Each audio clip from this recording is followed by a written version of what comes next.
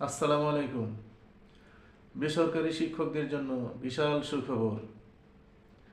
বিদায়ী শিক্ষা উপদেষ্টা ওয়াহিদুদ্দিন মাহমুদ আজ বেসরকারি এমপিভুক্ত শিক্ষকদের জন্য বিশাল সুখবর দিয়েছেন।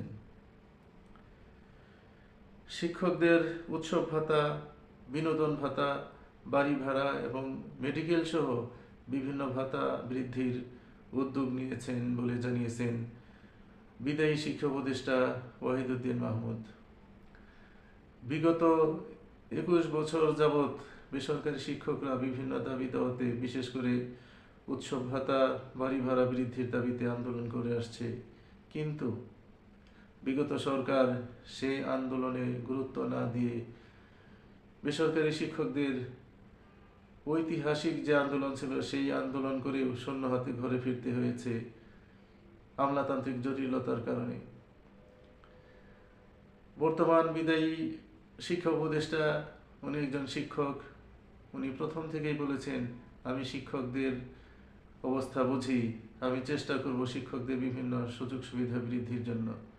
তিনি বিভিন্ন সময়ে বক্তব্য দিয়েছেন এবং তিনি চেষ্টা করেছেন বেতন ভাতা বৃদ্ধির জন্য, বিভিন্ন সুযোগ সুবিধা বৃদ্ধির জন্য, কিন্তু আমলাতান্ত্রিক জটিলতার কারণে তিনি ঘোষণা দিতে পারেননি।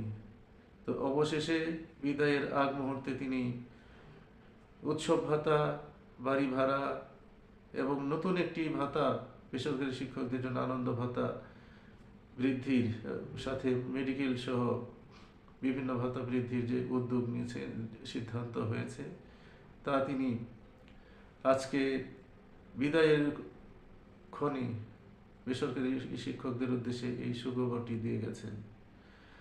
আমরা বেসরকারি শিক্ষকদের পক্ষ থেকে বিদায়ী শিক্ষা উপদেষ্টাকে আন্তরিকতা এবং কৃতজ্ঞতা এবং ধন্যবাদ জ্ঞাপন করছি। বিগত 2004 সালে 4 দলীয় জোট 25% উৎসব ভাতা ঘোষণা করেছিলেন বেসরকারি শিক্ষকদের জন্য। সেই 25% উৎসব ভাতা বিগত সরকার 1%ও বৃদ্ধি করেনি।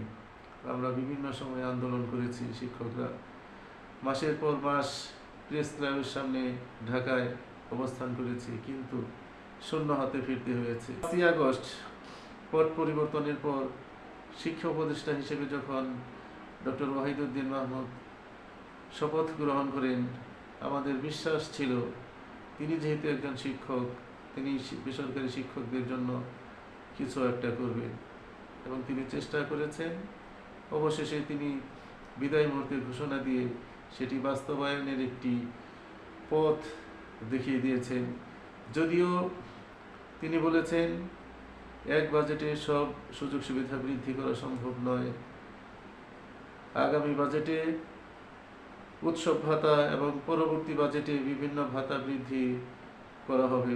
ধীরে ধীরে